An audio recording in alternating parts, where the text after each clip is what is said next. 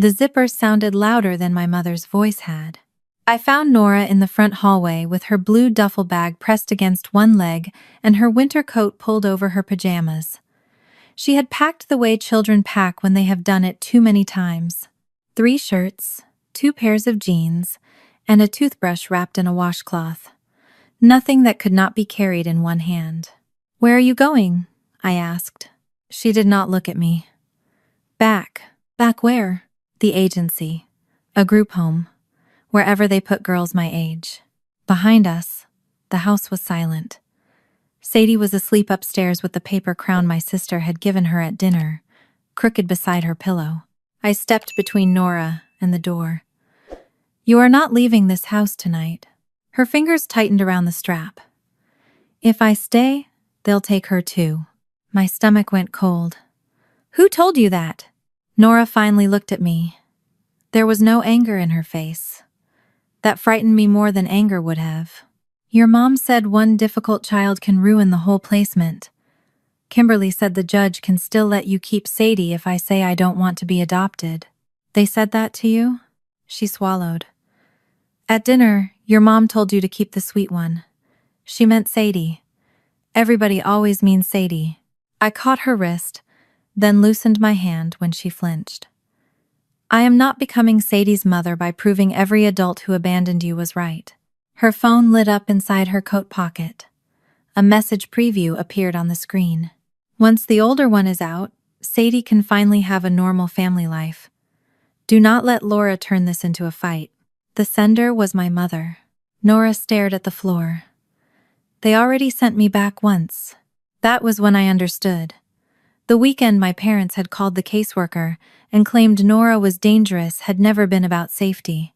The messages in her phone were simply the part they had been careless enough to write down. I took the bag from her hand. "Tomorrow morning, the judge is going to read every word they sent." Nora's face went white before she whispered the question that broke something open inside me. "What if she agrees with them?" Before I tell you how my family turned a frightened 14-year-old into a problem they wanted removed, tell me where you are listening from, stay with me to the end, and subscribe if you believe no child should have to earn the right to belong. 6 weeks earlier, that blue bag was still under Nora's bed, and I was foolish enough to believe time would eventually make everyone love her. When Nora and Sadie first came to live with me, 11 months before the adoption hearing, Sadie carried a stuffed rabbit by one ear. Nora carried the duffel bag. Sadie was 6 and friendly. In the careful way some children become friendly when they learn adults are kinder if they smile first. The first thing Sadie asked when I showed them the spare room was whether the door locked from the outside. "No," I said, "only from in here." While Sadie held the rabbit to her chest, Nora crossed the room without removing her coat. She checked the window, looked down at the yard, then asked where I kept the phone. She was 14. But there was nothing careless about the way she studied the room. She was measuring how quickly she could get Sadie out. I showed her the phone and wrote my number, the caseworker's number, and emergency contacts on a card beside it. I did not promise they were safe forever. Children who had heard that before knew such promises often comforted the adult more than the child. Instead, I promised small things. I would knock before entering. I would warn them before visitors came. I would not move their belongings without asking. If I said I would pick them up at 4, I would arrive before 4. Sadie unpacked that afternoon. Nora placed 3 shirts in a drawer and left everything else in the bag. It took months before Sadie slept without the hall light. Even then, she often called for Nora before she called for me. Nora would appear in the doorway, tap 4 times against the frame, and ask Sadie to name 4 blue things: the blanket, the curtain, the stripe on her rabbit, Nora's socks. By the 4th answer, Sadie's breathing usually slowed. Sadie also looked to Nora before answering important questions. Pancakes or eggs? A birthday party? Yellow paint for her room? Nora rarely answered for her, but Sadie waited for the smallest nod. I knew that could not last forever. I also knew it had probably kept Sadie steady, long before either girl knew my name. I could not tear away the only safety they understood and call it healing. Erin Walsh called me one Wednesday afternoon at the library. She was the permanency caseworker who had guided us through home visits, school meetings, and months of paperwork. The agency is ready to move toward finalization, she said. If the last review stays on track, we should have a hearing date soon. I sat on the stool beside my book cart. You mean both girls? Both girls, Laura. That evening I brought home cupcakes. Sadie clapped when I explained that a judge might soon make us a legal family. Nora did not touch hers. Can a judge change her mind while we're in there? She asked. About what? About me. I wanted to say no. The judge will review everything, but Erin believes we are ready. I believe we are ready. That isn't the same as no. No, I admitted. But I will be there, and I will tell the truth. A few days later, my parents and my younger sister came for coffee and pie. I wanted them included. I also wanted the judge to see I was not raising two children without support. My mother, Judith, entered with a gift bag printed with Sadie's name. She hugged her before removing her coat. For our little sunshine. Sadie pulled out colored pencils and a sketchbook. Nora stood by the bookcase with her hands in her sweatshirt pocket. Oh, and this is for you, my mother said, handing Nora an unwrapped gift card. Teenagers are impossible to shop for. Thanks, Nora said. Kimberly already had her phone out. Mom, sit with Sadie by the window. The light is perfect. She handed the phone to Nora. Would you take one? Nora took 3 pictures.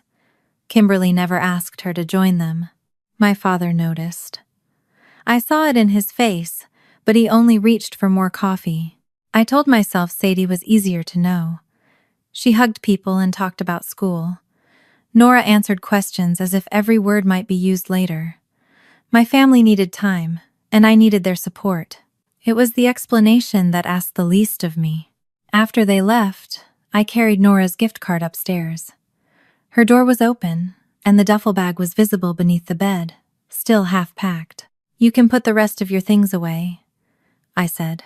It's easier if I don't unpack everything. You don't have to prepare to leave. She looked at me. That's usually when people leave fastest. I sat in the desk chair rather than beside her. I won't throw the bag away or move it. I just hope one day you won't need it packed. She did not answer, but she let me place the card on her dresser. The next afternoon, my mother called with what she described as good news.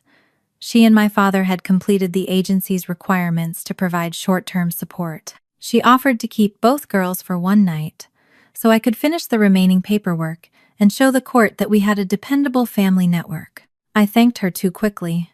At dinner, I explained the plan. Sadie asked whether Grandma would let her make cookies. Nora said nothing.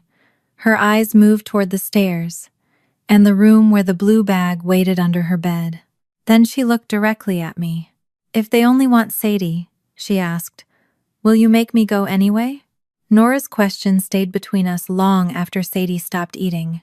If they only want Sadie, will you make me go anyway? No, I said. I won't send either of you somewhere you're not wanted. She studied my face as if the answer had hidden conditions. That isn't what I asked. I understood too late that she was not asking about an overnight visit. She was asking whether I would keep choosing peace with my family if peace required her to disappear. They invited both of you, I said. And if anything feels wrong, you call me. I'll come get you. Nora looked down at her plate. People say that before they tell you to try harder. I should have stopped the plan then. Instead, I told myself one uncomfortable dinner did not define an entire family. Over the next 2 weeks, my mother made her preference harder to ignore while keeping every invitation polite enough to defend. She called on Monday to ask whether Sadie could join the children's baking table at church. Nora would be bored, she said. It's mostly little kids and frosting. Then neither girl will go this time, I replied. My mother sighed. Laura, you do not have to turn every invitation into a test. 2 days later, Kimberly sent me pictures of 3 fall dresses and asked which one Sadie might like for the family photographs. When I asked what Nora should wear, She replied that Nora could stay home and enjoy some teen time. I told her our schedule would not work. It was easier than saying what I should have said. Do not invite one child while treating the other as an inconvenience. My family heard the softness in my answers and stepped through it. At the library that Thursday, Kimberly called during my lunch break. She said I was making ordinary family plans, unnecessarily complicated. We are trying to give Sadie normal experiences, she said. A normal family life. She has a family life, I replied. Nora is part of it. No one said she wasn't. But not everything has to revolve around her reactions. The phrase stayed with me. Normal family life. It sounded kind until I considered who had to be removed for it to exist. That weekend, my parents invited us for lunch. I almost declined, but Aaron had reminded me that the final adoption report would include our support network. My parents had completed the required checks to provide short-term help. I wanted that to mean something more than paperwork. Sadie wore the yellow sweater my mother had given her. She hugged Judith at the door and accepted a small box of hair clips as if she had been waiting all week for them. My mother laughed and called her sunshine. Nora received no gift. She took off her coat, folded it over one arm, and stayed close enough to see Sadie without joining the conversation. Lunch began quietly. My father asked about school. Nora answered in short sentences, but politely. Sadie talked about a paper squirrel she had made in class, and Kimberly praised every detail as though it belonged in a museum. By dessert, Sadie's smile had changed. Most people would not have noticed. Her shoulders rose toward her ears, and she began rubbing the satin edge of her sleeve between two fingers. Whenever someone asked her another question, she answered too quickly. Nora noticed. She tapped 4 times on the underside of the table. Sadie looked at her and took a slower breath. My mother heard the tapping.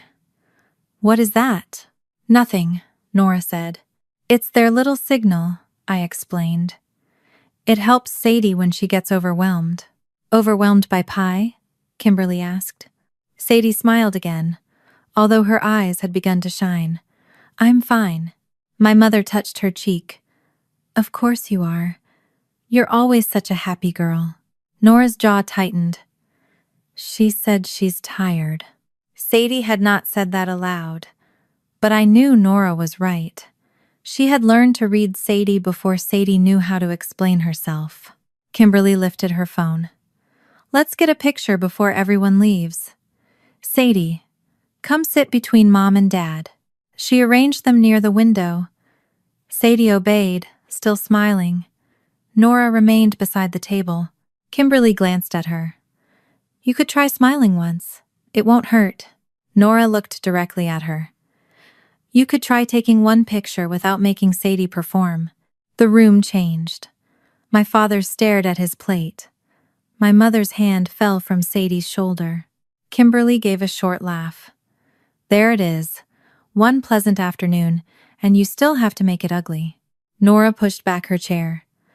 "I'm going outside." I followed her onto the back porch.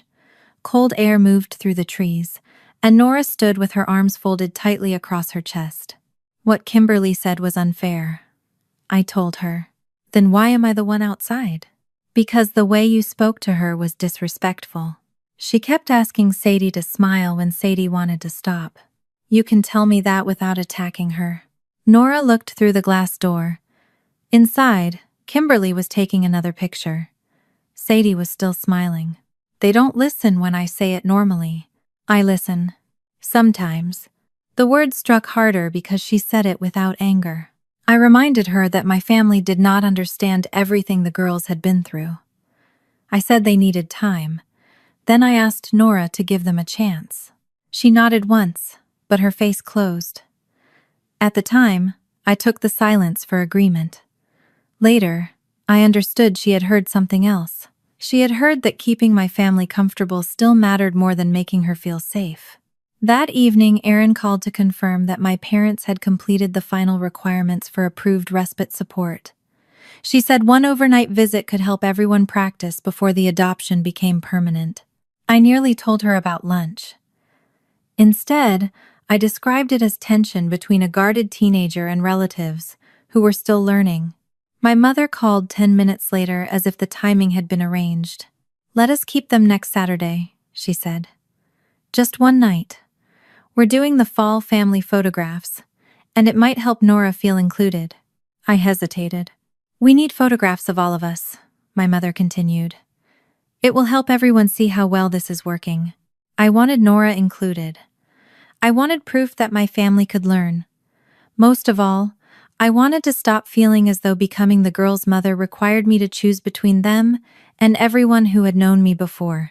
I agreed to one night. When I told the girls, Sadie immediately asked whether Grandma had bought more sprinkles. Nora asked whether I would be there for the photographs. "I have to work until noon," I said. "I'll pick you up tomorrow afternoon." "What time?" 3. She took out her phone. I texted her my parents' address, the pickup time, and the after-hours number Aaron had given us.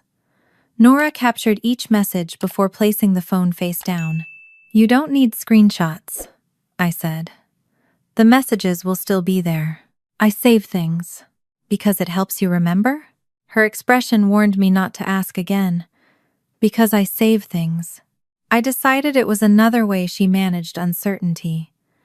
I did not yet understand that Nora had learned words could disappear the moment an adult needed them to. The following Saturday, I drove the girls to my parents' house. Sadie saw mixing bowls and bags of frosting through the kitchen window and hurried up the walk with her rabbit tucked under one arm. Nora remained beside the car. "You have my number," I said. "And Aaron's." She nodded. "One night. Then I'm coming back." Nora looked toward the house. My mother had already opened the door and was calling Sadie inside. "People always say the part before they come back." I hugged her. For 1 second, her arms stayed rigid. Then they closed around me so quickly that I almost missed it. I watched her walk to the porch before I got into the car. As I pulled away, I checked the rearview mirror. My mother had one hand around Sadie's shoulders, drawing her into the warm light of the house. Nora was still standing alone on the porch. For the first 2 hours, everything looked ordinary. At 9:15, my mother sent me a picture of Sadie standing on a kitchen chair with flour on her nose and a wooden spoon in one hand. 8 minutes later, another photo arrived. Sadie held up a tray of crooked cookies, while Kimberly leaned into the frame beside her. I enlarged both pictures, looking for Nora. She was not in either one. I texted my mother and asked where she was. "She wanted space," Judith replied. "You know how teenagers are?" I was sorting returned books at the library, and I let the answer satisfy me because I needed it to. Nora often stepped away when a room became too loud. I told myself that choosing distance was healthier than starting an argument. Near noon, Kimberly sent a group photograph. My mother, father, and Sadie wore shades of rust and cream beneath the maple tree in my parents' yard. Nora stood at the far edge, half hidden behind a branch, wearing the gray sweatshirt I had packed for her. I called my mother. "Why is everyone dressed alike except Nora?" "Those were just a few pictures Kimberly wanted. Nora didn't want to participate." "Did anyone bring something for her to wear?" My mother paused. "Laura, she is 14. We cannot force her to enjoy herself." I heard Sadie laughing in the background, and allowed myself to believe the sound meant she was fine. What happened next came to me in pieces. Some came from Aaron's questions later that night. Some came from Nora. Some came from Sadie, who repeated small details without understanding why the adults around her went quiet. Kimberly had brought matching clothes for my parents and Sadie. She told Nora they only needed a few pictures with the little one before taking photographs of everyone. Those few pictures became more.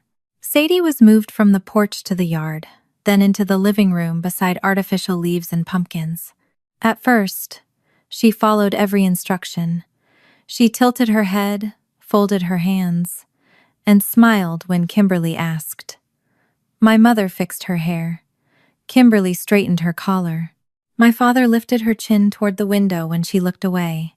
By the time the phone was mounted on a small tripod, Sadie had begun rubbing the edge of her sleeve. Nora was standing near the doorway. Sadie looked at her and tapped 4 times against the wooden arm of the chair. Nora crossed the room. She's done. My mother told her Sadie was having fun. She said she's done. She did not say anything, Judith replied. Nora reached for Sadie's hand. My mother said Sadie had been perfectly happy until Nora interfered. Sadie tried to stand. Judith caught her wrist and asked for one last picture. Nora pulled Sadie's hand free. My father put a hand on Nora's shoulder and ordered her into the other room. Nora twisted away, struck his arm aside, and knocked the tripod over. The phone hit the floor. "Don't touch her," Nora shouted. Sadie began screaming. I did not know any of that when Aaron called me at 12:46. I had just left the library and was unlocking my car. "Laura, there has been an incident at your parents' home." My hand went cold around the keys. "What kind of incident?" Nora became physically aggressive. "Your father was struck, some property was damaged, and your mother says Sadie was frightened." For one terrible second, I saw only the version I had feared. Nora out of control. My mother injured. The adoption report changed before the hearing ever happened. "Where are the girls now?" "They are both still at the house." Judith called the after-hours line and asked that Nora be removed from the respite placement. "What about Sadie?" "Your mother says Sadie has calmed down and can remain through tomorrow." The fear inside me shifted. If Nora is dangerous enough to be removed, why does she want to keep Sadie there? I am telling you what was reported. I need to speak with everyone separately. I'm going there. Judith asked that you not come until transport is arranged. She is concerned Nora may make another scene. No one transports Nora without me, and no one keeps Sadie after sending her sister away. I am picking up both girls. I ended the call and drove faster than I should have. My mother was waiting on the porch. Nora sat on the top step with the blue duffel bag beside her. Her face was blank, one sleeve pulled over her knuckles. The bag stopped me. I had left it under her bed at my house. "Why is that here?" My mother folded her arms. "She needs to go back tonight." I packed the things she brought. "You went through her room?" She was in no condition to do it herself. Through the glass storm door, I saw Sadie. Her cheeks were wet. She struck 4 soft beats against the pane, paused, then did it again. Nora did not turn around, but her shoulders moved at the sound. My mother stepped closer. "Sadie can stay.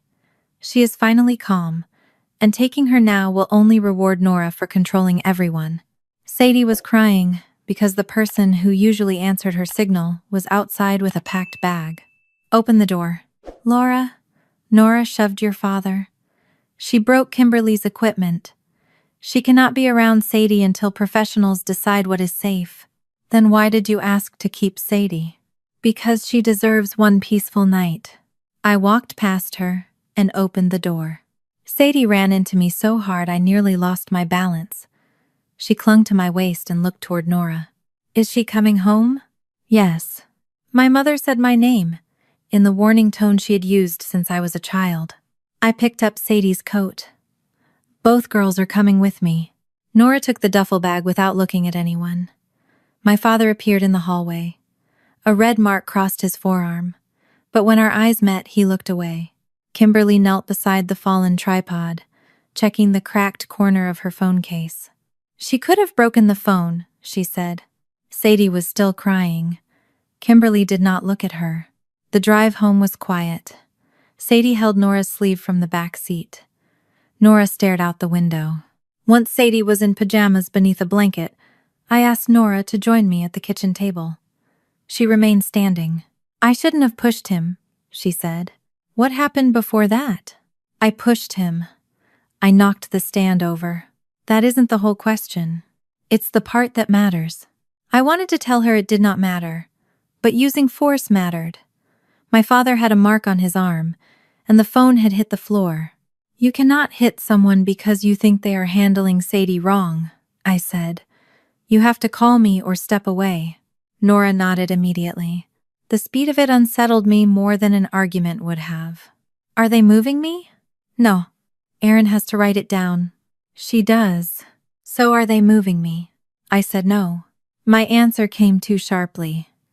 Nora glanced toward the hallway where Sadie was listening. I softened my voice. I am not asking for you to be moved.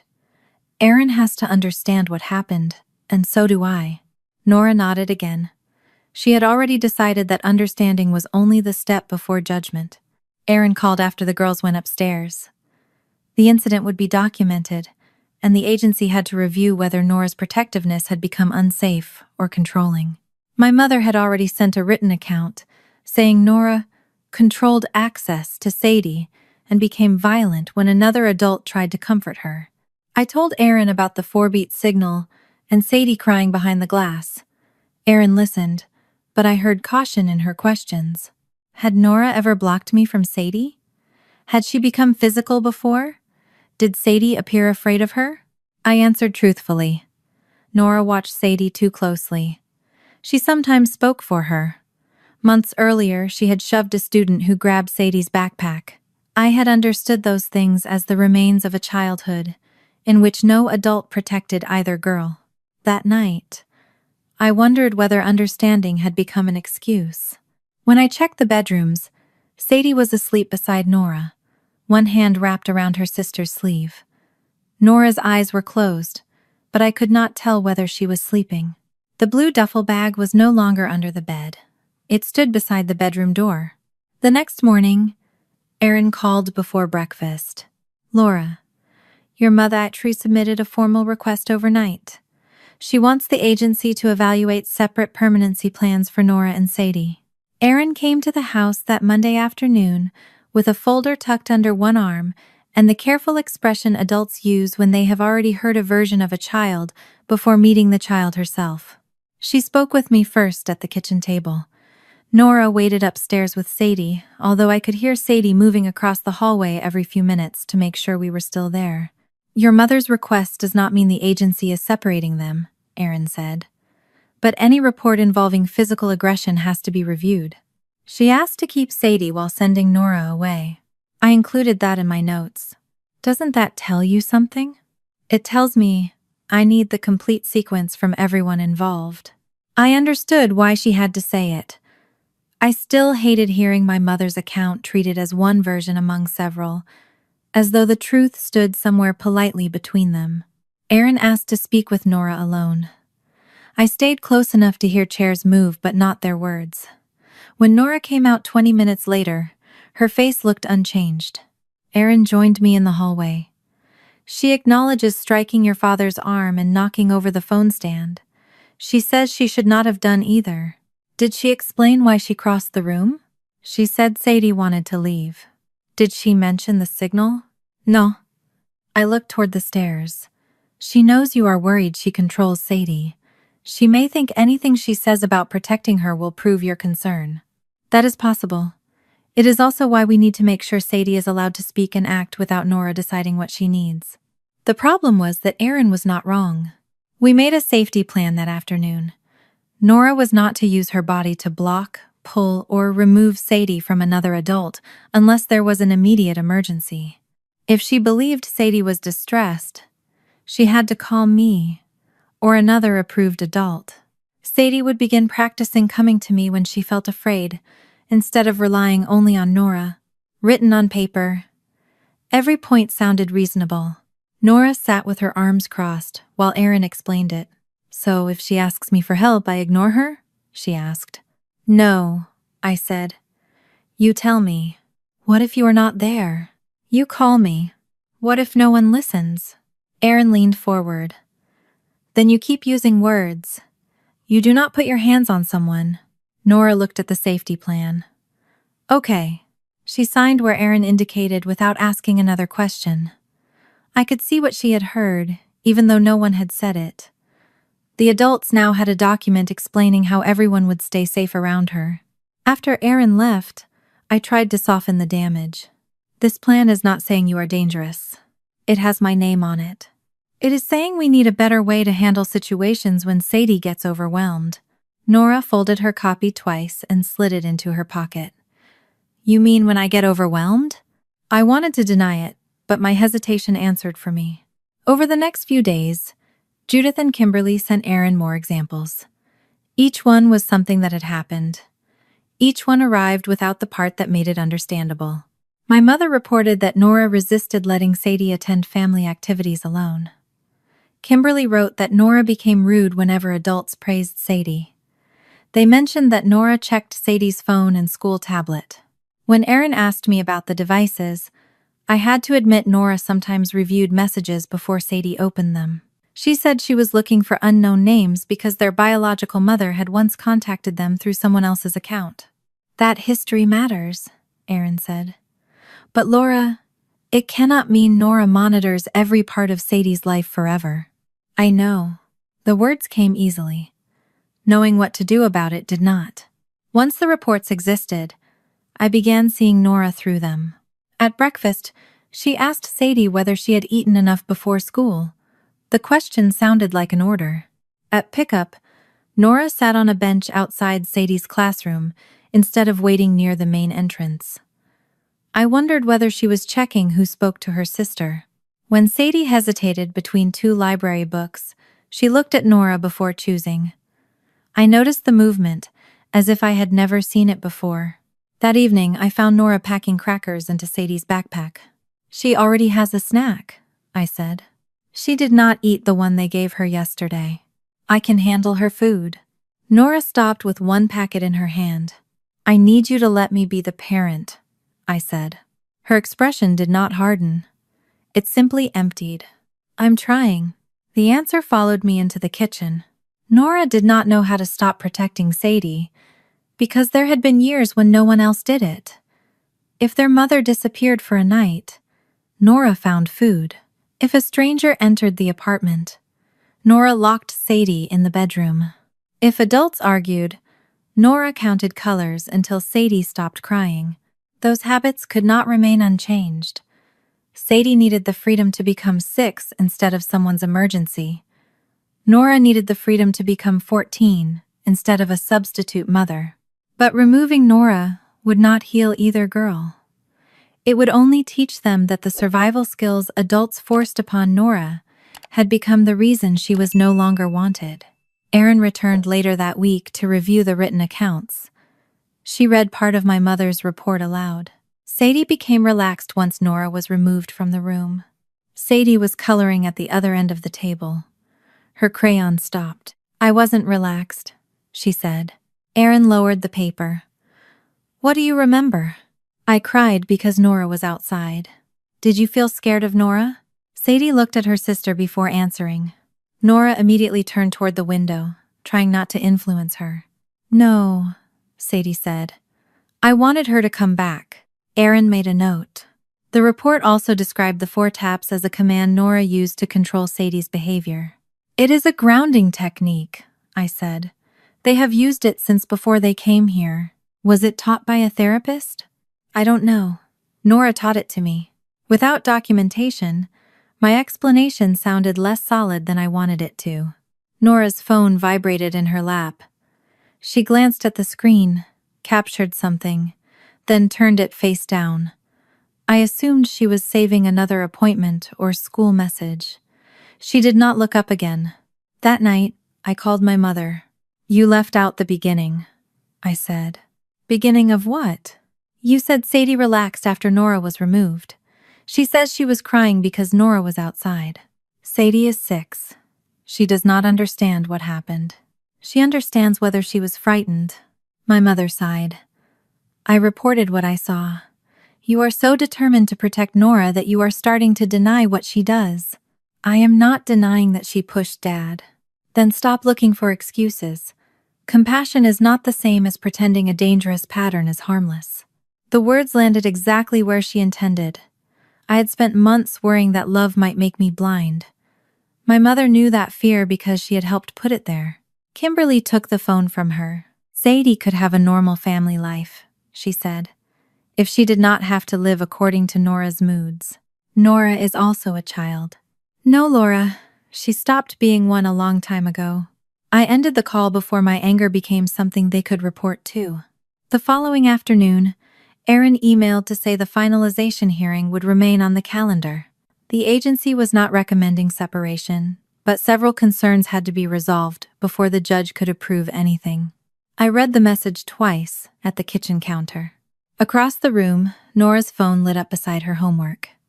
I saw only the first line before she grabbed it. A good sister knows when staying becomes selfish. She captured the message, locked the screen, and slipped the phone into her pocket.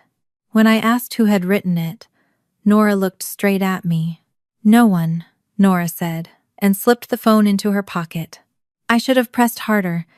Instead, I told myself that trust could not be demanded from a child who had spent years protecting every private thought from adults. I gave her space because I wanted to respect her. I did not understand that someone else was already using that space to reach her.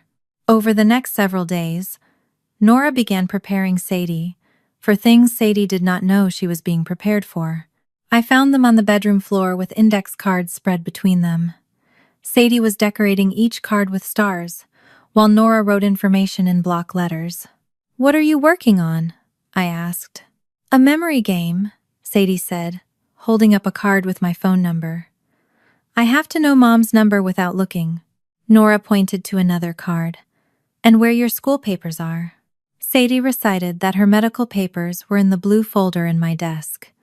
She knew which drawer held extra pajamas, where I kept the nightlight batteries, and which neighbor to call if she could not reach me. "That is a lot for a memory game," I said. "It's useful," Nora replied.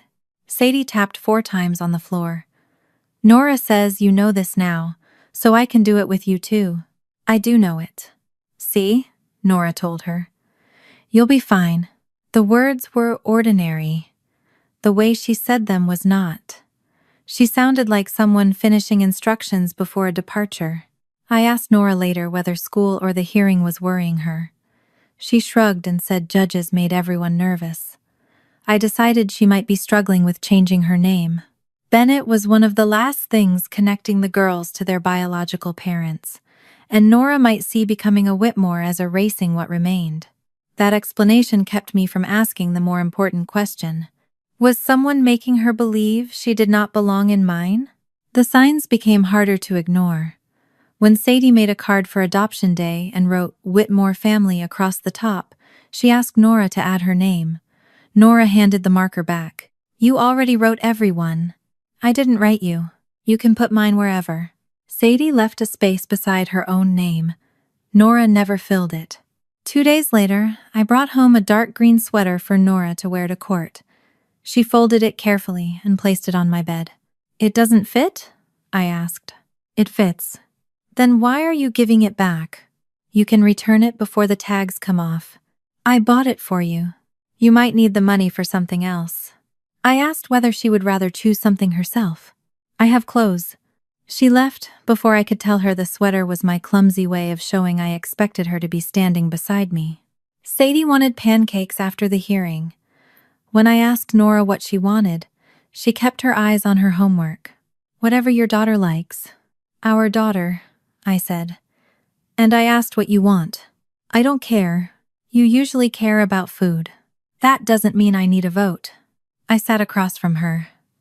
"Are you worried that choosing something makes the adoption too real? You are allowed to miss your parents and still want this." Nora looked almost confused. "That's what you think this is about? What else would it be about?" She returned to her worksheet. "Nothing." Again, I let the conversation end because I thought patience was kindness. That evening, Sadie was building a house from cardboard boxes. She placed her rabbit inside, then moved a smaller toy dog beside it. "The dog has to go first," she explained. "Why?" "Because good big sisters know when to leave first."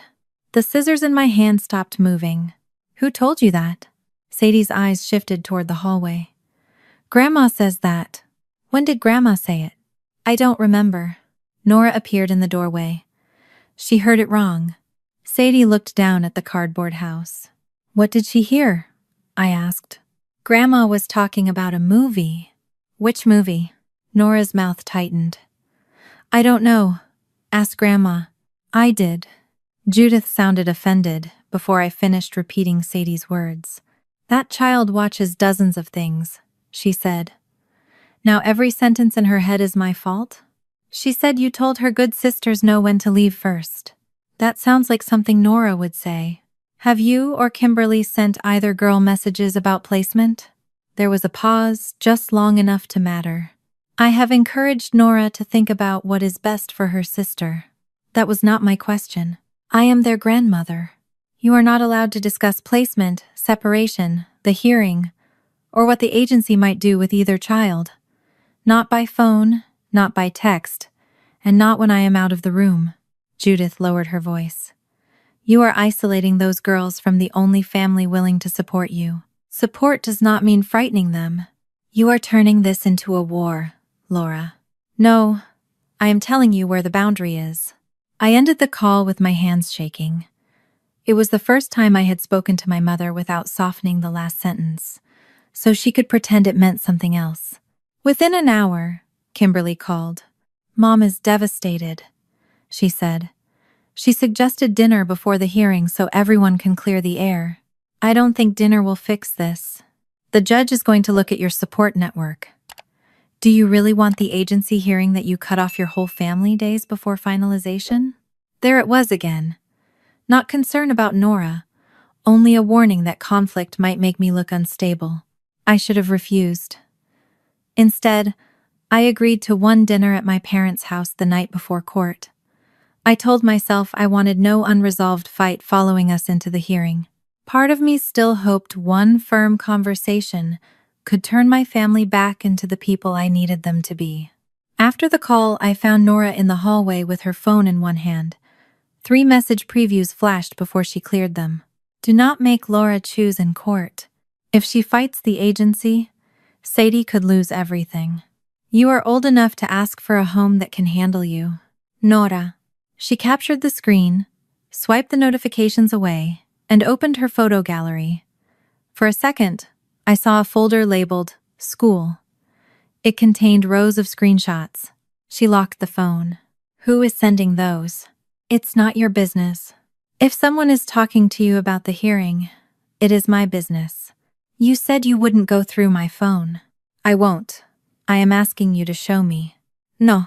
Every instinct told me to keep pushing. Instead, I stepped back because I had promised not to search her belongings or take her phone without permission. All right, I said. But you can bring anything to me, even if you think it will ruin the hearing. Nora laughed once without humor. That's easy for you to say. I sat on the bottom stair. I don't need you to be easy, Nora. I don't need you to smile for my family or make them comfortable. You do not have to earn your place here. Her face changed for only a second. What if easy is all anyone has room for? I have room for both of you. She looked toward Sadie's bedroom. You think you do? Before we left for dinner the next evening, I went upstairs to tell Nora it was time. The green sweater still lay folded on my bed. Nora was standing beside hers with the blue duffel bag open. She tested the zipper from one end to the other, then tested it again. What are you doing? She kept her hand on the metal tab, just making sure it still works.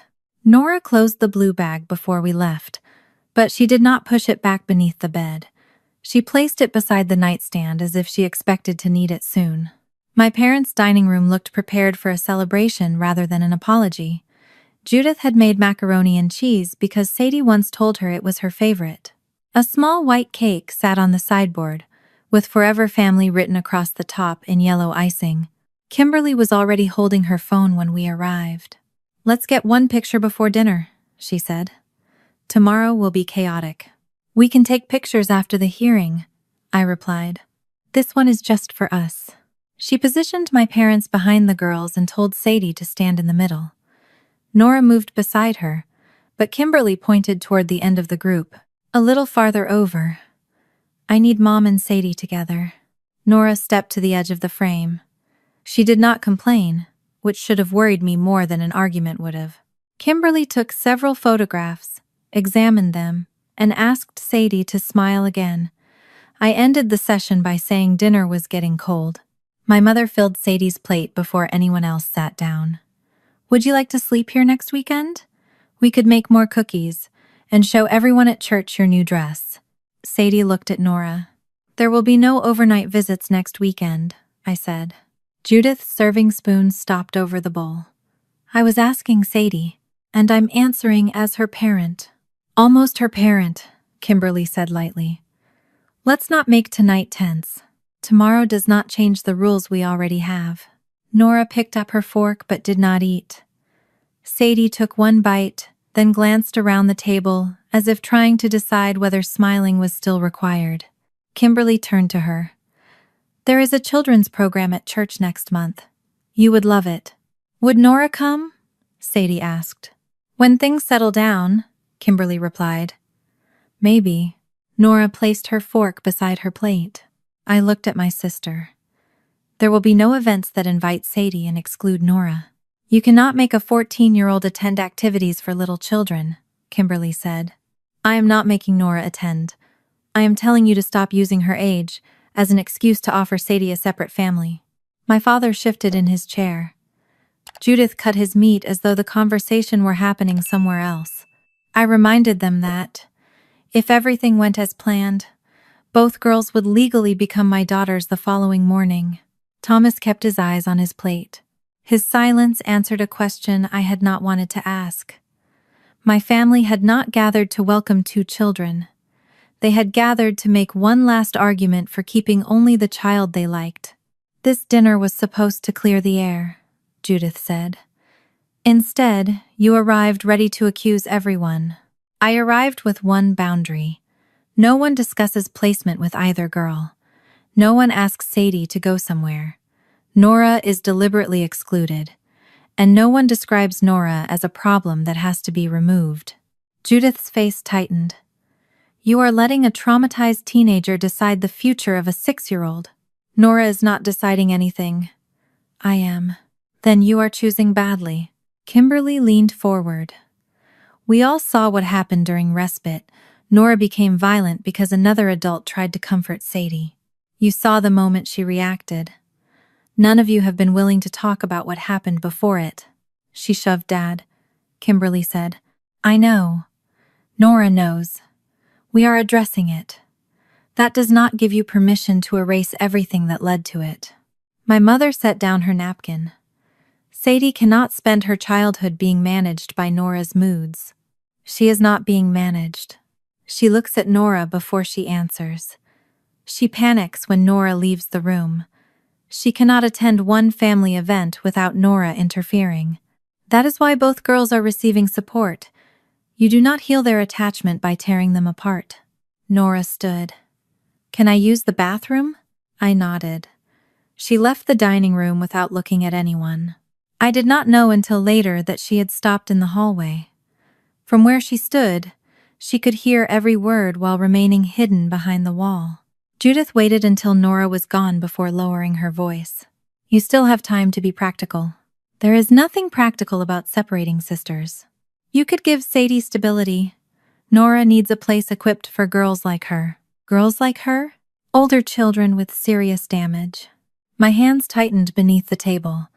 She is not damaged property. You know what I mean. I know exactly what you mean. Judith looked toward the hallway, then back at me. Whatever caution she had maintained finally disappeared. Keep the sweet one. Send the older girl back. The room went silent. Sadie stopped chewing. Kimberly looked down. My father closed his eyes, but said nothing. I pushed my chair away from the table. They are sisters, not 2 choices on a menu. You are being emotional, Judith said. If you insist on taking both, you may lose both. Thomas lifted one hand. Everyone is emotional. No. I called for Nora. She came from the hallway with her face composed and her hands empty. I assumed she had heard only raised voices, not the sentence that would follow her home. I collected the girls' coats.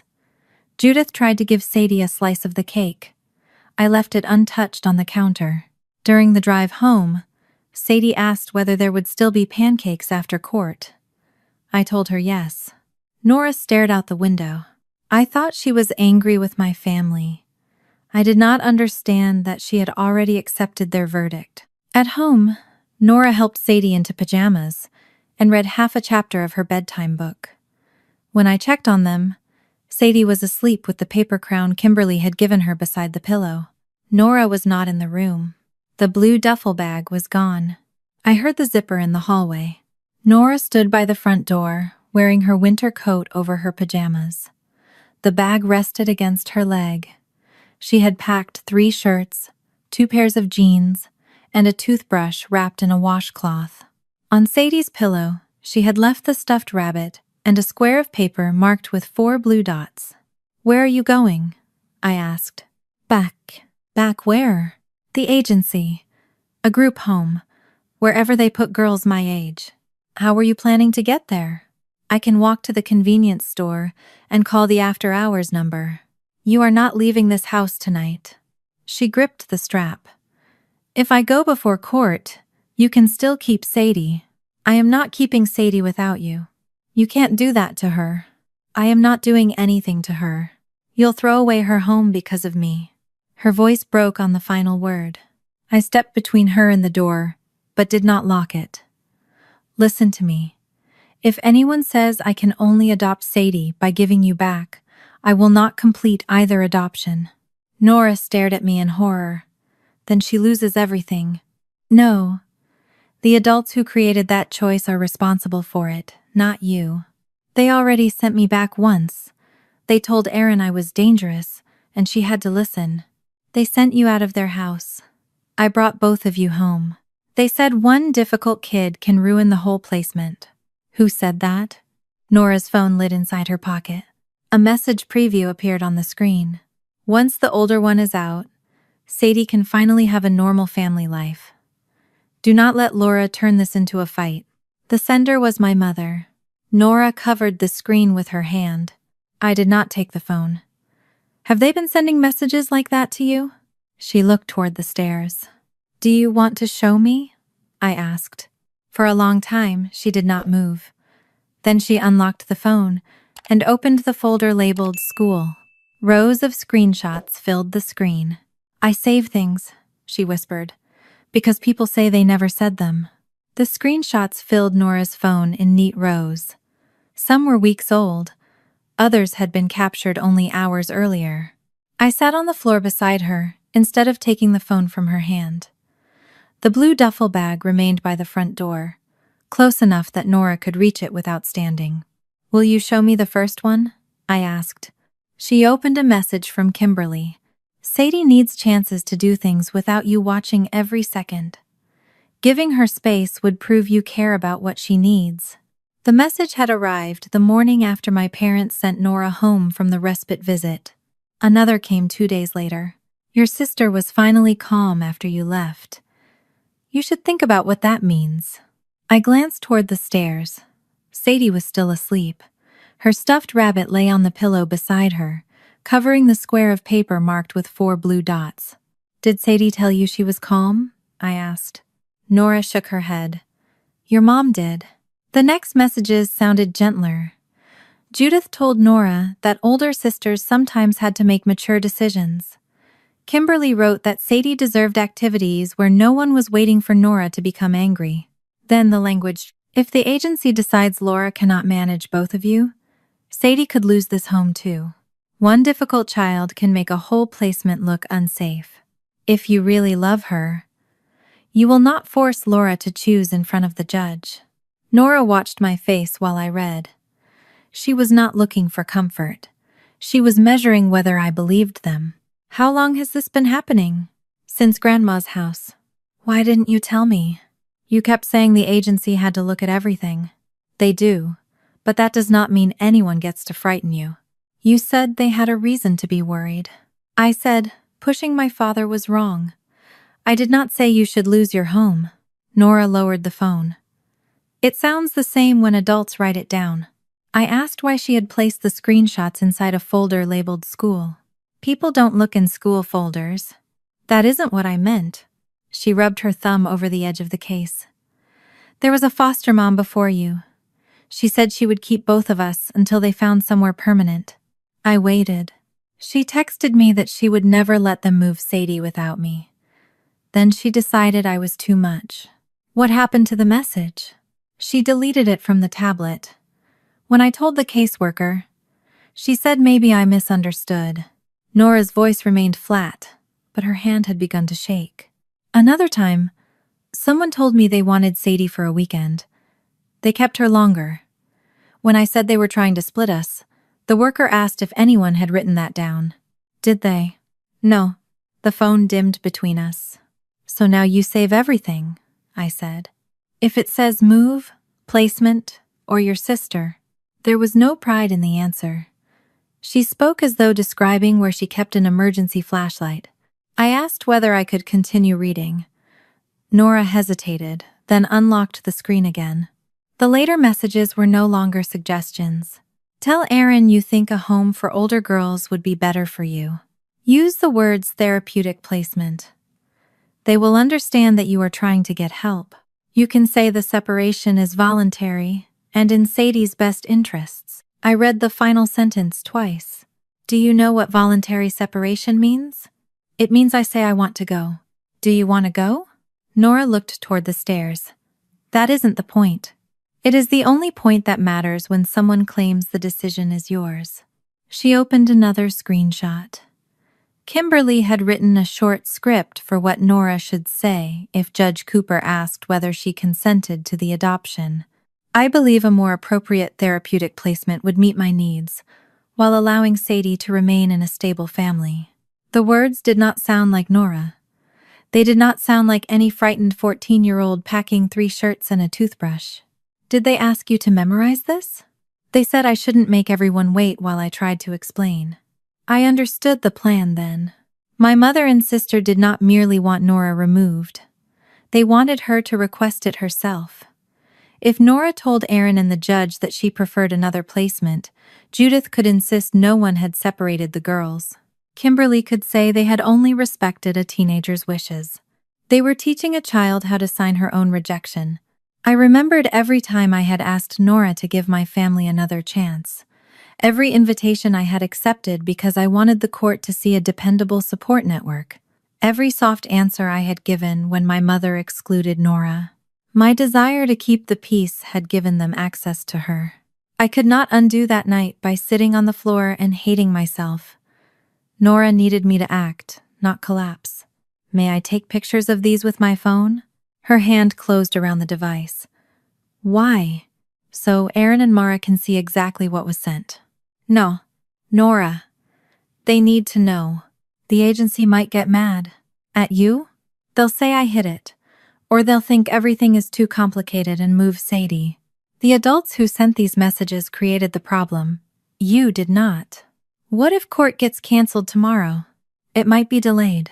Her eyes filled before she looked away. Then Sadie still doesn't have a family. She has one tonight. That isn't legal. No, but it is real. A right adoption that happens late is better than a wrong adoption that happens on time. Nora pressed her lips together. I will not send anything without your permission, I said. But if you let me share these messages, you will not have to carry them alone anymore. She stared at the phone for so long that the screen went dark again. Then she placed it in my hand. You can send them. I called Mara first. My voice sounded calmer than I felt as I explained what Nora had saved. Do not crop anything, she said. Do not delete messages, change contact names, or write on the images. Photograph the full screen, including dates and senders. If Nora agrees, export the conversation too. Nora sat beside me while we followed each instruction. I asked permission before opening every thread. She corrected me when I almost skipped a message because it seemed repetitive. They say the same thing differently, she explained. That's how they make it sound true. When the files were ready, I sent them to Mara and Aaron. Aaron called within minutes. I received emails from Judith using some of these exact phrases, she said. Therapeutic placement, voluntary separation, Sadie's best interests. So she told the agency Nora wanted to leave before Nora ever said it. I need to compare the dates and the full conversations. I also need to amend my report. Does this stop tomorrow's hearing? I cannot promise it will proceed. Mara will speak with the court first thing in the morning. Nora heard every word. Her body folded inward. I moved the phone away. Aaron, Nora believes the agency will punish her for not sharing these sooner. No, Aaron said. Nora, you are not in trouble. Nora did not answer. She also believes Sadie will be removed if the hearing is delayed, I continued. That is not the agency's plan. Both girls remain placed with you while we review this. Nora lifted her head slightly. Before Aaron could say more, footsteps sounded on the stairs. Sadie appeared in the hallway, rubbing one eye. She saw the duffel bag beside the front door. Are you going? She asked Nora. Nora opened her mouth, but could not answer. Sadie began rubbing the edge of her pajama sleeve. I knelt between them. No one is choosing one of you tonight. Nora is staying here, and so are you. Sadie looked at her sister. Nora tapped 4 slow beats against the floor. This time I tapped the same rhythm beside her. Sadie's shoulders lowered. I took the duffel bag away from the door, but I did not hide it. I placed it beside Nora's chair where she could see that it still belonged to her and that she did not need to carry it out. Near midnight, after both girls had finally gone upstairs, Aaron called again. Laura, the language in these messages matches the language your mother used in the safety report. I gripped the edge of the kitchen counter. Then Aaron asked the question that changed what we thought had happened during that weekend. Did Nora ever tell you they asked her to lie about what happened? Aaron's question stayed in the kitchen after the call ended. Did they ask you to lie about what happened? Nora sat at the table with both hands around a mug she had not touched. The blue duffel bag rested beside her chair. Sadie had gone back upstairs, but I could hear the old floorboards creak each time she checked whether Nora was still below. I did not lie, Nora said. I know. I told Aaron I pushed him. You told her the part you believed would get you removed. Her eyes dropped to the mug. I moved into the chair across from her. I am not asking you to defend yourself. I need to understand what happened before you touched my father. Nora was silent long enough that I thought she might refuse. Then she tapped 4 times against the side of the mug. Sadie did that first, she said. She was sitting in the chair, and Grandma kept telling her to smile. What happened after the signal? I told them she was done. Grandma said she was fine. Was she? Nora shook her head. Sadie tried to stand up. Grandma held her wrist and said, "One more picture." I pulled her hand away. And my father? He grabbed my shoulder. Then you pushed him? I hit his arm away harder than I needed to. The phone stand fell when I turned. She looked at me as though waiting for the sentence adults always gave next. I reached across the table but stopped before touching her. You should not have used that much force. I know. That does not mean their version is true. Nora's forehead tightened. You can admit what you did wrong without accepting a story that begins after everyone else's choices, I said. Those are not the same thing. Sadie appeared in the doorway, wearing one sock and carrying her rabbit. Grandma said I had to smile one more time, she said. I turned toward her. Do you remember why Nora came over? I did the taps. What happened to the phone? Nora knocked it down. Because they wouldn't let me be done. Sadie said it the way a 6-year-old explained a spilled cup. There was no speech prepared and no desire to accuse anyone. She climbed onto the chair beside Nora and pressed the rabbit into her sister's lap. I called Aaron back. She listened while I explained what both girls had said. When Sadie repeated her memory, Aaron asked only whether she felt safe now and whether she wanted to remain with me. She did not turn the child into a witness or press her for adult details. I have enough to compare with the written reports, Aaron said. Do not keep questioning her tonight. I won't. The important issue is not whether Nora made contact with your father. She did, and the support plan still matters. The issue is whether the adults intentionally removed the context and then used the incident to pressure Nora into requesting separation. After the call, I opened the messages again with Nora's permission.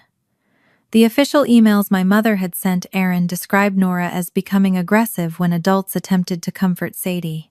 The messages sent privately to Nora told a different truth. You always rush in when Sadie gets upset. She needs to learn other adults can comfort her without you interfering. Those sentences admitted that Sadie had already been distressed before Nora crossed the room. Aaron now had two versions written by the same people. One version claimed Nora caused Sadie's fear. The other acknowledged Nora responded to it. There was still one piece missing. My mother and Kimberly had been careful in the messages sent to Nora. They used guilt and warnings, but they did not fully explain why separating the girls mattered so much to them. I knew someone else had seen more. My father answered on the fourth ring. "It is after midnight," he said. "I need the family message thread from the weekend the girls stayed with you." His breathing changed. "Laura, your mother already explained what happened. I am not asking what she explained. I am asking what all of you wrote." Judith wanted what was best for Sadie. "Did you know she and Kimberly were messaging Nora directly?" A long silence followed. "Dad?" "They were trying to help her understand the situation. She is 14. They told her Sadie would lose her home unless she volunteered to leave. No one wanted either child hurt. That is not an answer." He lowered his voice. "Your mother thought Nora would fight any separation if she heard it from an adult. Kimberly believed it had to sound like Nora's decision. The admission left me colder than a denial would have. You knew. I knew they had spoken to her. And you said nothing. I did not agree with every word. You sat in the room while Mom sent her back with a packed bag. You watched Sadie cry behind the door. Then you let them tell the agency she was calm." My father began the sentence he had used throughout my childhood. "Your mother only wanted to protect." I interrupted him. "She wrote this to a child. Once the older one is out, Sadie can finally have a normal family life. Tell me what part of that protects anyone." He did not answer. "There is a group message," I said. "Send it to me. I cannot betray your mother. You already chose. Every time you stayed quiet, you chose her version over what happened to those girls." He breathed into the phone for several seconds. "If you do not send it," I continued, "I will tell Aaron you confirmed there was a coordinated conversation and refused to provide it. You can decide whether you want your silence described by you or by me." The file arrived 9 minutes later. My father had exported the family thread from his tablet. His name appeared among the participants. He had rarely responded, but he had read everything. The messages began before the respite visit. Judith had written that Sadie finally looks like one of us in the church pictures. Kimberly replied that Nora made every gathering feel like a public lesson about foster care and trauma. Another message complained that people asked uncomfortable questions whenever Nora refused to smile or stayed close to Sadie. Then came the sentence that exposed the timing of their plan. "Once the adoption is final, Laura will never let Sadie come anywhere without Nora. If the agency is going to reconsider, it has to happen now." They had never offered to raise Sadie themselves. They did not discuss school pickups, nightmares, doctor visits, or what happened when Sadie woke crying for Nora. They wanted holidays, church photographs, weekend outings, and the praise attached to being kind to a little girl who smiled on command. They wanted the child everyone enjoyed seeing. They expected me to carry the daily work and Nora to disappear so that work never interrupted the picture. Mara called before dawn. She had received the original screenshots, the exported message threads, and Nora's short written confirmation that the messages were sent to her account. "Judge Cooper may postpone the finalization," she warned. "She may want more time to review the interference." I understand. If the agency maintains its recommendation, the hearing may still proceed. And if someone suggests approving Sadie but delaying Nora? Mara paused. "What do you want me to say? That I will withdraw both petitions?" Nora looked up from the couch. Aaron called next. She confirmed the supplemental report would state that the agency had never threatened to remove Sadie if Nora consented to adoption. No worker had advised Nora to request a therapeutic placement, and no separation plan had been under consideration before Judith's reports. "Laura, withdrawing both petitions could extend the girl's legal uncertainty," Aaron said. "I know. That uncertainty is one of Nora's greatest fears. Which is why I will not let anyone use it to force her out. These girls have spent years being told stability can disappear unless they behave exactly as adults want. I will not repeat that lesson in a courtroom. Morning arrived before any of us slept. Nora refused the dress Judith had chosen weeks earlier. She wore dark pants and the green sweater I had bought, the one she had tried to return. Sadie wore a yellow cardigan and carried her rabbit from room to room. The duffel bag remained beside the front door. I did not hide it. Nora had spent too long having adults control what she was allowed to keep. Sadie placed the stuffed rabbit inside the open bag. Nora lifted it out and handed it back. "I'm not going anywhere," she said.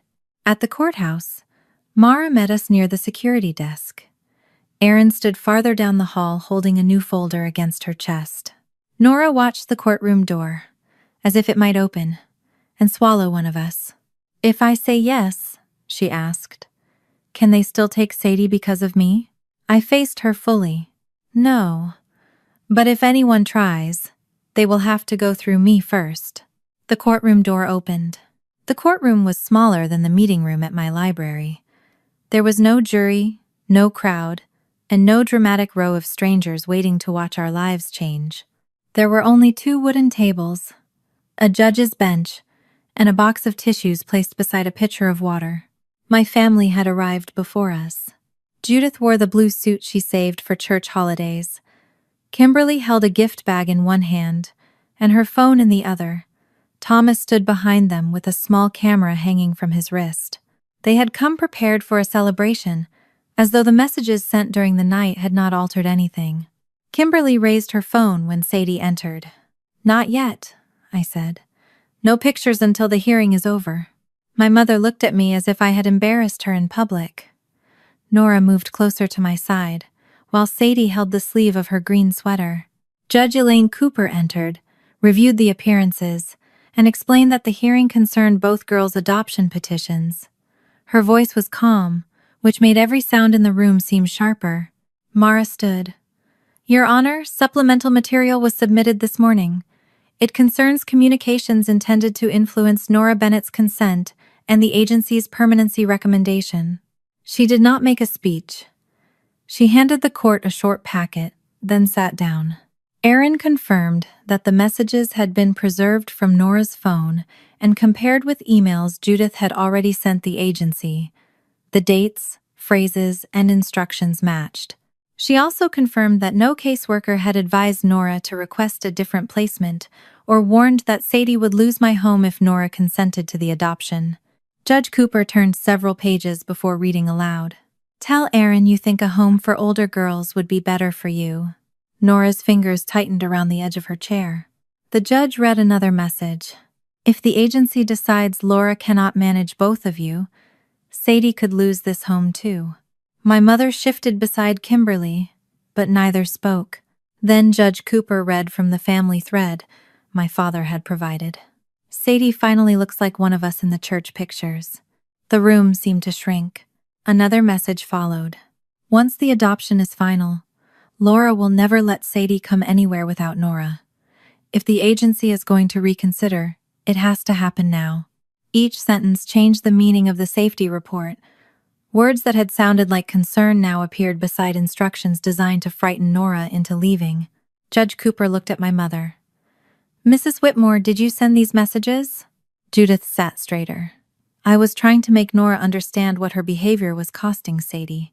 Why was a 14-year-old made responsible for whether a 6-year-old kept her home?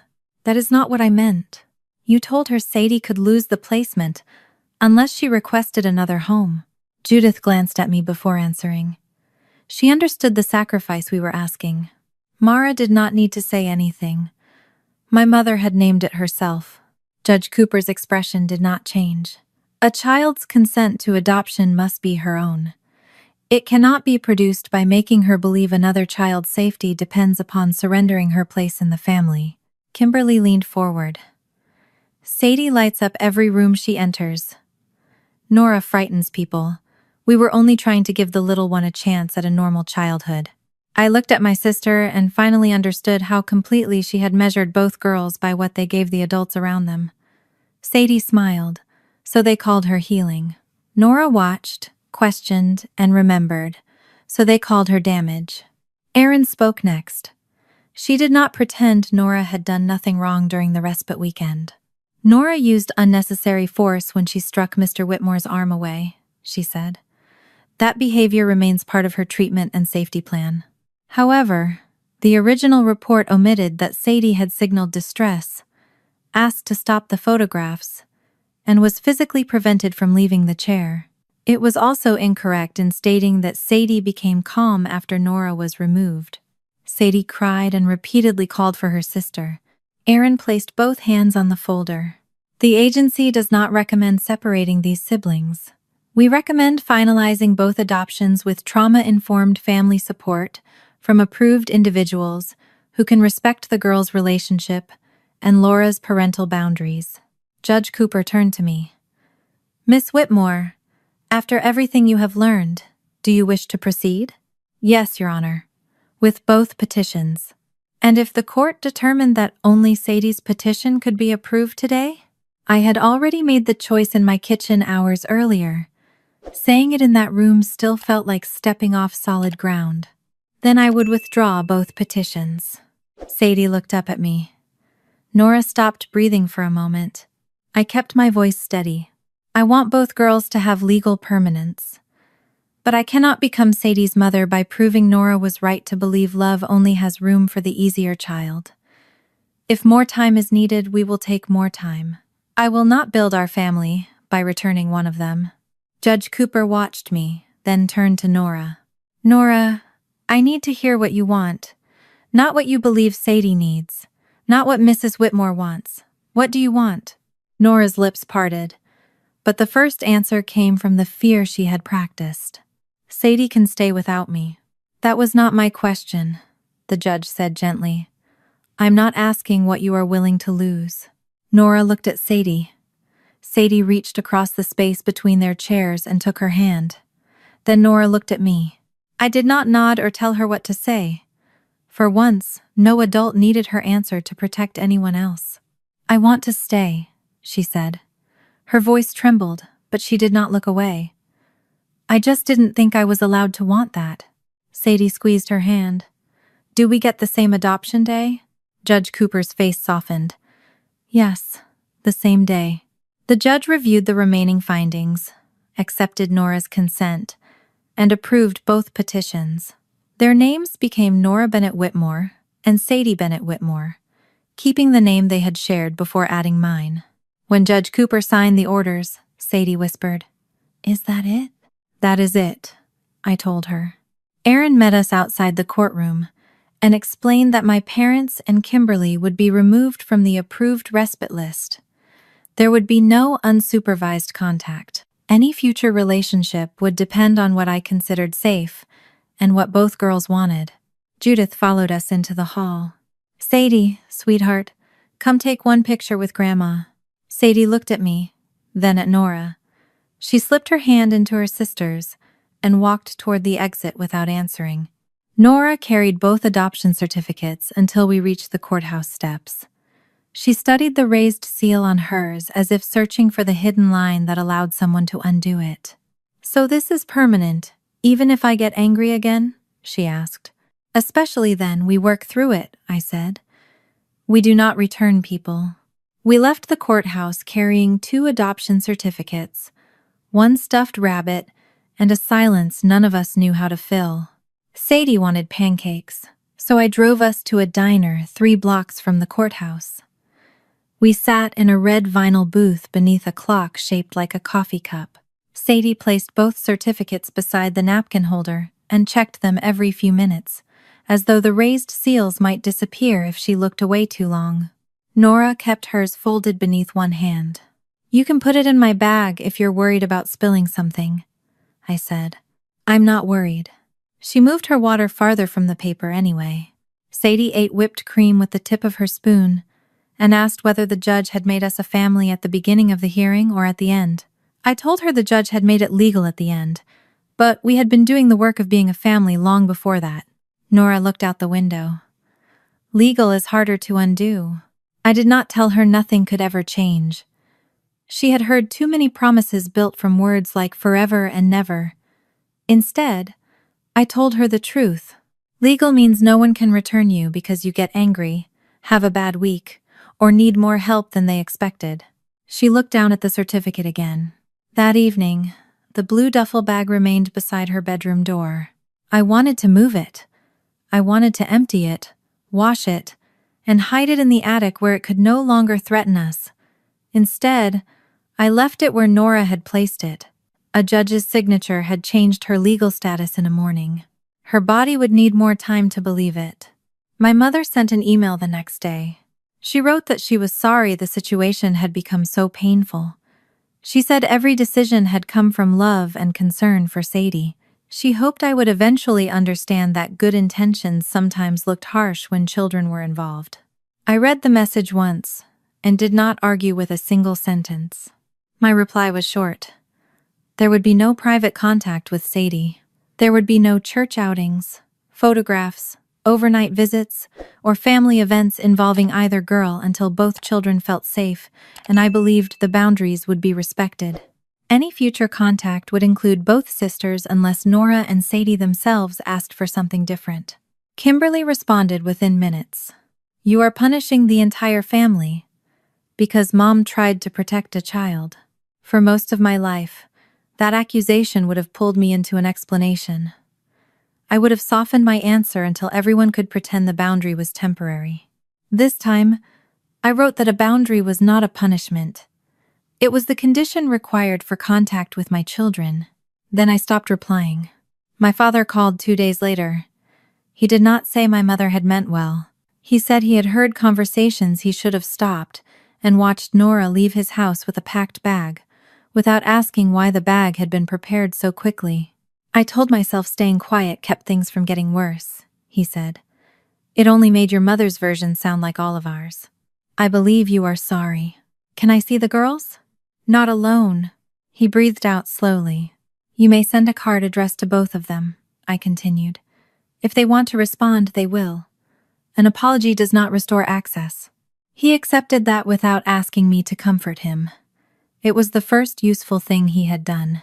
Aaron helped us rebuild the support plan, with people who had no interest in displaying the girls as proof of their kindness.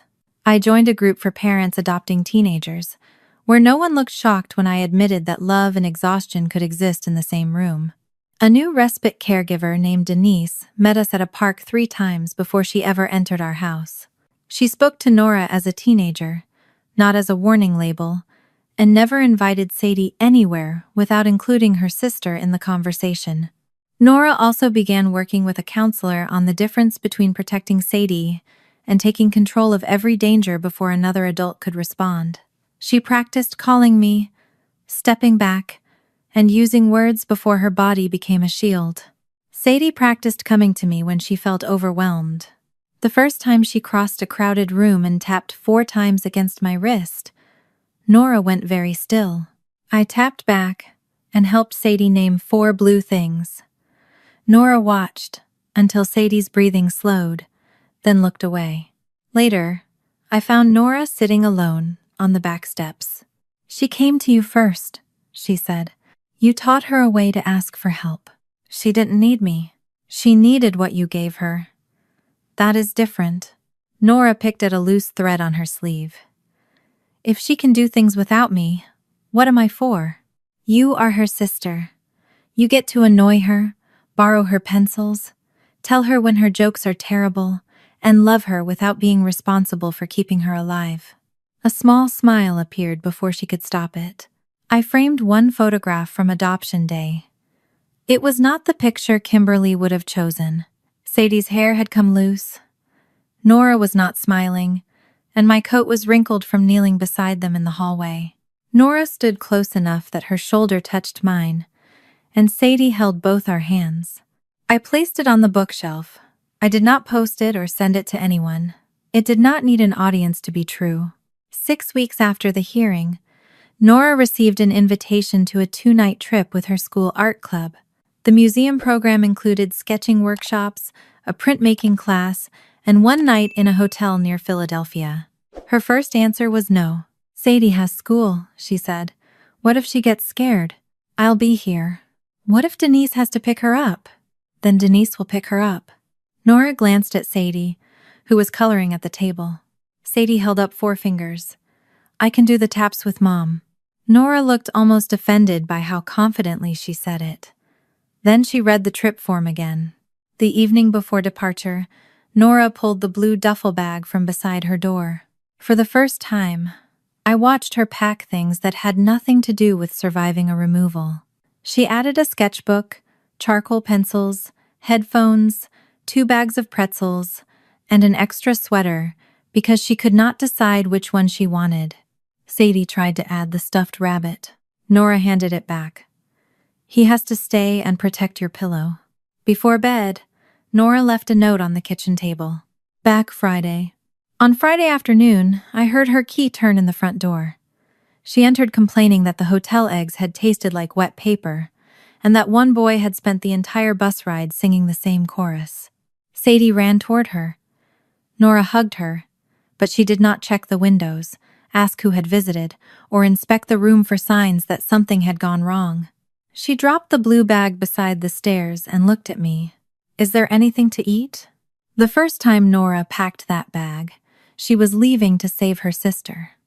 The next time, she packed it because she finally believed she had a home to come back to.